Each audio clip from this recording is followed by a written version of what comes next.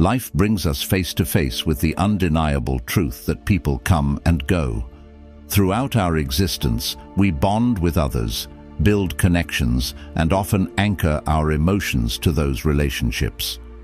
These connections can take many forms, from friendships and romantic partnerships to familial bonds and professional associations. Yet, what happens when those bonds break? How do you handle the emotional weight when someone no longer occupies the same space in your life, or when you realize they've never shared the same emotional investment?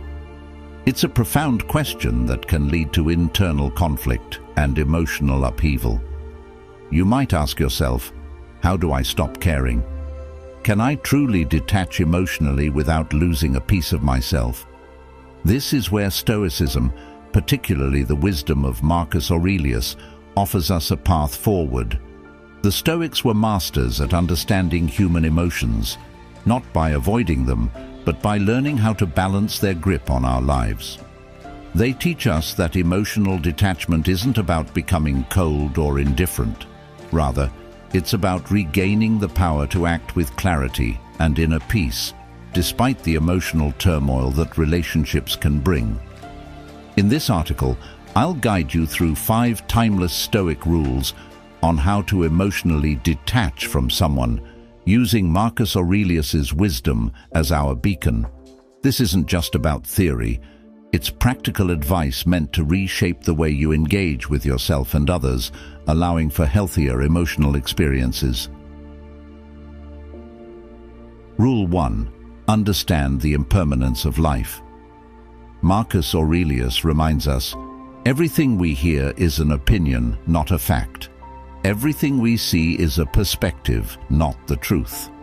When it comes to emotional attachments, we often cling to our personal perspective of someone, a narrative we create about their importance in our life. But the reality is that all relationships are transient.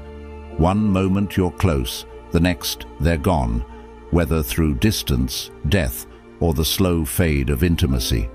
People leave, and while it may seem bleak, this is the Stoics' first rule of detachment. Embrace impermanence. When you realize that no connection is permanent, you become more conscious of the present moment. Have you ever tried holding on to a handful of sand at the beach? The tighter you squeeze, the quicker it slips away. This is a natural law of life. The more we try to possess something or someone, the faster they fade. In my own experience, I had a friendship that spanned over 10 years. We shared everything, dreams, fears, late-night conversations. Yet, over time, things changed. As much as I resisted, the distance between us grew. The emotional investment I had made felt like a chain holding me to someone who no longer reciprocated the same connection. It wasn't until I accepted that the friendship had run its course that I could finally release that emotional weight. Marcus Aurelius would have advised the same: accept that things will end and you will suffer less when they do. Embracing impermanence teaches us to appreciate the moments we have with others, knowing they are fleeting. By being present and cherishing each connection, we can navigate the inevitable changes in our relationships with grace and resilience. Rule 2. Master your emotions through rational thought. There's a tendency to believe that emotions control us. Pain, sadness, and anger are natural reactions when you're emotionally attached to someone. But here's the hard truth. Emotions are not reality. They are a product of your thoughts, beliefs, and interpretations of events. Marcus Aurelius and the Stoics deeply believed in this principle. We are not at the mercy of our emotions. Our emotions are at the mercy of our thoughts. Marcus taught us that the mind holds the power over how we respond to the world. You have power over your mind, not outside events. Realize this, and you will find strength. Emotional detachment starts with realizing that your mind can govern your emotional state. Your thoughts about someone can ignite a storm of feelings, or they can pacify that same storm.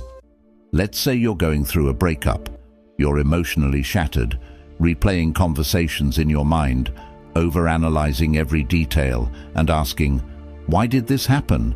or "How could they move on so easily?" The Stoic response is to shift that focus. Instead of giving your emotions control, ask yourself, what are the facts here? How can I think about this differently? You must choose thoughts that free you from emotional suffering, not thoughts that fuel it.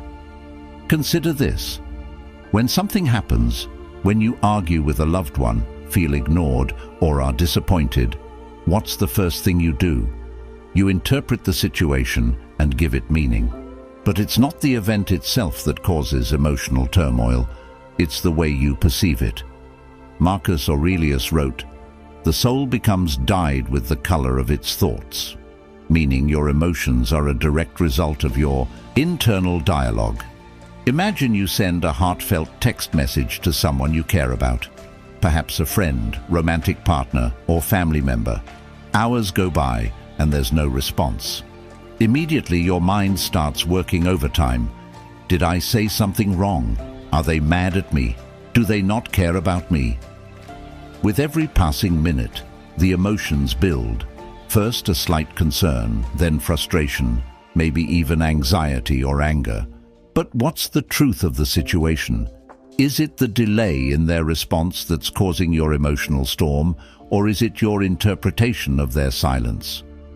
The Stoic response is to challenge that automatic emotional reaction with rational thought. What are the facts? The fact is that they haven't responded. Everything beyond that is pure speculation. Instead of allowing your emotions to spiral out of control, take a moment to pause. Recognize that your feelings of anxiety or rejection are not rooted in reality, but in your own thoughts. Marcus Aurelius's advice is clear. Question your thoughts. Don't just accept them as truth. This kind of rational examination can be transformative. I once found myself in a similar situation with a close friend. We had been discussing something important, and suddenly they stopped responding. At first, I thought nothing of it, but as the hours passed, I started to feel a creeping unease. Maybe they're upset with me, I thought. Maybe I said something wrong. By the time the night ended, I had convinced myself that the friendship was on the brink of collapse. My emotions were everywhere, worried, guilty, frustrated. However, when I stopped to examine what was actually happening, I realized something crucial. Nothing had happened. My friend had simply gotten busy. When I reached out calmly the next day, they responded without issue, completely unaware of the emotional storm I had put myself through. In that rare moment of clarity, I remembered Marcus Aurelius's words. Focus on what's within your control, your thoughts, your actions, not the outcome or the other person's feelings. By redirecting your mind, you will learn to release the emotional turmoil that can weigh you down. Rule 3. Practice negative visualization. At first glance, negative visualization might seem like a strange or even counterproductive practice. Why would anyone want to deliberately imagine losing something or someone they care about? Doesn't that just add unnecessary stress? The truth is, this Stoic exercise, championed by Marcus Aurelius, is one of the most powerful tools to help you emotionally detach, not by hardening your heart, but by preparing your mind for life's inevitable losses. The idea is simple but profound. By imagining the worst-case scenario in advance, you lessen its emotional impact when or if it actually happens. This doesn't mean you become fatalistic or pessimistic. It means you're training yourself to accept reality as it is, rather than how you wish it would be. Marcus Aurelius wrote, "Do not disturb yourself by imagining the whole of your life's troubles at once. Rather, as each arises, meet it with calmness and self-control." In essence, negative visualization builds resilience. Imagine a person you're deeply attached to, a partner, a friend, a family member. Now visualize your life without them. Picture them no longer in your daily life. How does that feel? Uncomfortable? Painful? That's exactly the point. The Stoics believed that by facing the emotional discomfort of loss in your mind, you reduce its power to devastate you in reality. I remember practicing this during a time when my best friend was considering moving overseas. We had been inseparable for years, and the thought of them being on the other side of the world filled me with dread. But rather than suppress that fear, I embraced it. Every day I'd imagine what life would be like without their presence. I pictured myself going about my routines, hanging out with other friends, and finding joy in new things. By the time they actually moved, I wasn't blindsided by grief or loneliness. The loss still stung, but I had already mentally rehearsed it, and that made all the difference. Another aspect of negative visualization is recognizing that loss is a natural part of life. Everything you cherish will one day be gone, either through separation, change, or death. This isn't meant to be a morbid thought, but a liberating one. When you stop expecting permanence, you stop feeling entitled to it. And when you stop feeling entitled to something, the fear of losing it diminishes. Take relationships, for example. Most of us, when we enter a relationship, assume it will last forever. We don't plan for things to end, but the truth is, nothing is guaranteed. Rather than clinging to the false hope of permanence, the Stoic approach is to appreciate what you have while you have it, knowing that it will eventually change. This shift in perspective can be incredibly freeing. I once had a relationship where I was constantly anxious about it ending. The thought of losing that person consumed me. But when I started practicing negative visualization, I stopped obsessing over trying to control the outcome. I imagined life after the relationship, and although it was painful to consider, it reminded me to be grateful for the present moment. When the relationship eventually ended, I found myself more prepared than I ever thought I would be. The real gift of negative visualization is that it strengthens your inner resilience. By repeatedly imagining worst-case scenarios, you develop an inner stability that can't be easily shaken by life's changes. You learn that no matter what happens, you will be okay. And that's the ultimate form of emotional detachment, not from life, but from the illusion that you need things to stay the same in order to be happy. Rule 4. Focus on what you can control. One of the core teachings of Stoicism, and one of the most empowering realizations you can embrace, is that there are things within your control and things outside of your control. When it comes to emotionally detaching from someone, this distinction becomes absolutely crucial. Why? Because so much of the pain we feel in relationships stems from our desire to control things that we simply can't. Marcus Aurelius, in his Meditations, repeatedly emphasizes the need to focus only on what is within our control, our thoughts, actions, and responses. Everything else, other people's behavior, the outcomes of situations, the passing of time, is outside of our control. The more you try to control what's outside your influence, the more you will suffer. Emotional detachment, then, is not about coldly distancing yourself from others, but rather about letting go of your attachment to outcomes. You cannot dictate how someone else feels about you, and this can be a difficult pill to swallow. When you're deeply attached to someone, whether it's a romantic partner, friend, or family member, it's natural to want to influence how they feel. You want them to care about you in the same way that you care about them. But the harsh truth is that you can't control their emotions. You can't make someone love or appreciate you, nor can you force them to treat you the way you deserve. The only thing you can control is how you respond to their actions. Take a moment to reflect on a time when you tried to influence someone's feelings or behavior. Maybe you bent over backward to win someone's affection, or you exhausted yourself trying to prove your worth to a friend who never seemed to truly value you. How did that feel? Likely it left you feeling frustrated, anxious, and powerless because you were chasing something beyond your control. In my own experience, I was once in a relationship where I felt like I was constantly trying to keep things together. No matter how much effort I put into planning dates, sending thoughtful messages, or being emotionally available, it felt like I was always one step behind. They would pull away, and I would try harder. It was a cycle of endless anxiety because I was trying to control how they felt about me. When I finally started embracing the Stoic principle of focusing only on what I could control, my own actions and self-worth, I began to let go of that anxiety. I realized I couldn't make them love me more or treat me better.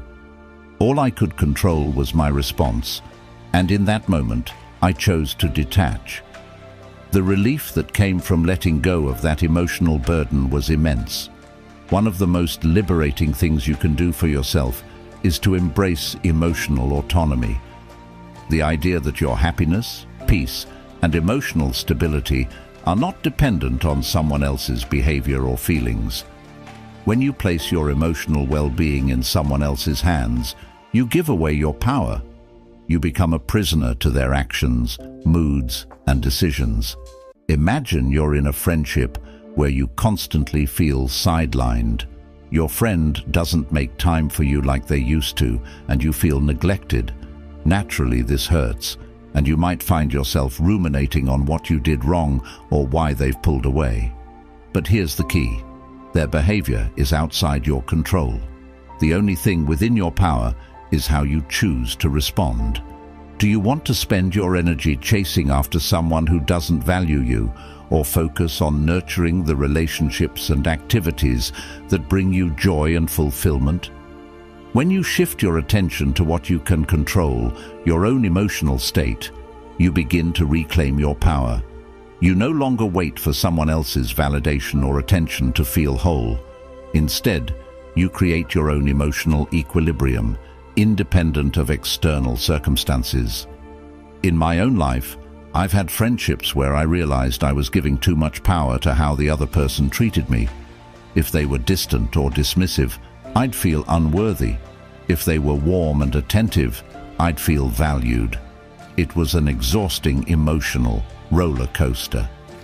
But when I started applying Stoic principles, I made a conscious decision to stop tying my self-worth to how others acted. I began to focus on cultivating my own emotional well-being, independent of their behavior. This didn't mean I cared less. It meant I stopped letting their actions dictate my inner peace. The ultimate goal of emotional detachment isn't indifference, it's acceptance. Acceptance that life is unpredictable, that people are unpredictable, and that no matter how much we wish we could control everything, we can't.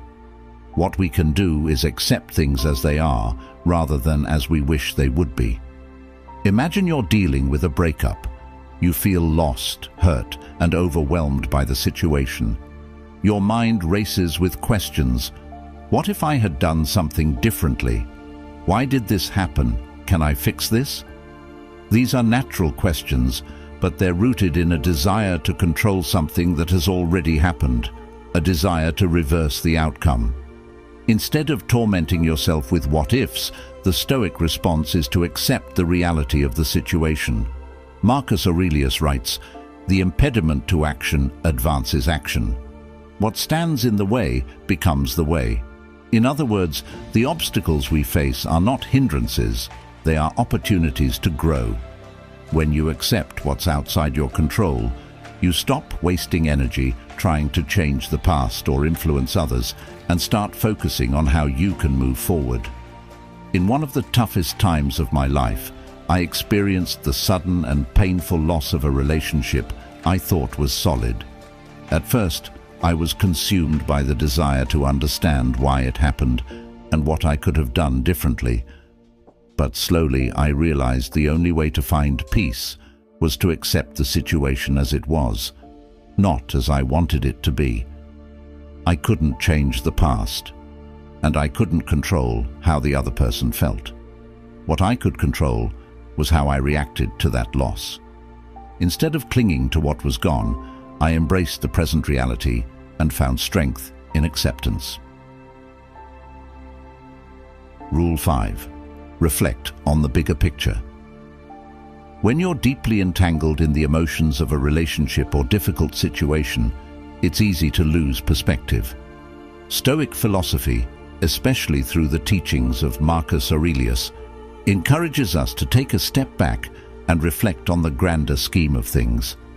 Aurelius often emphasized that our troubles, fears, and desires are mere fleeting moments in the vastness of time.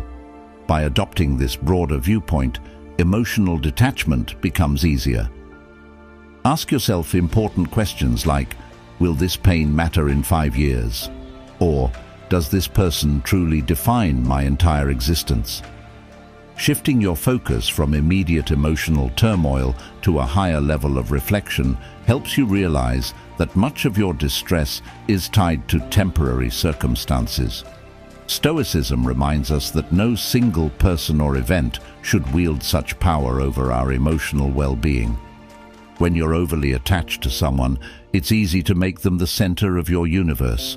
Your happiness and self-worth can become entangled with their presence or absence in your life.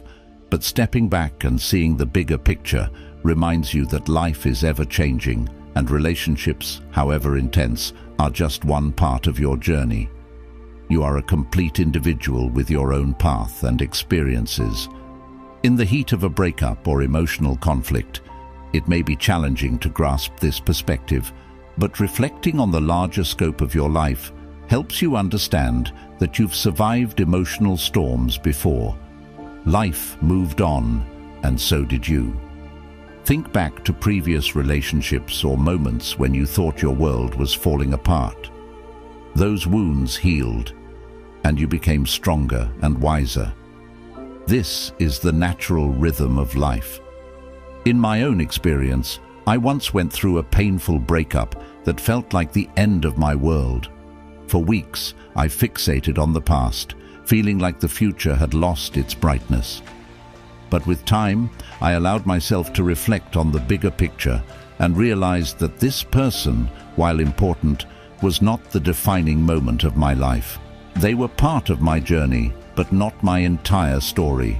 By zooming out, I saw the relationship as just one chapter in a much larger narrative, and I began to emotionally detach.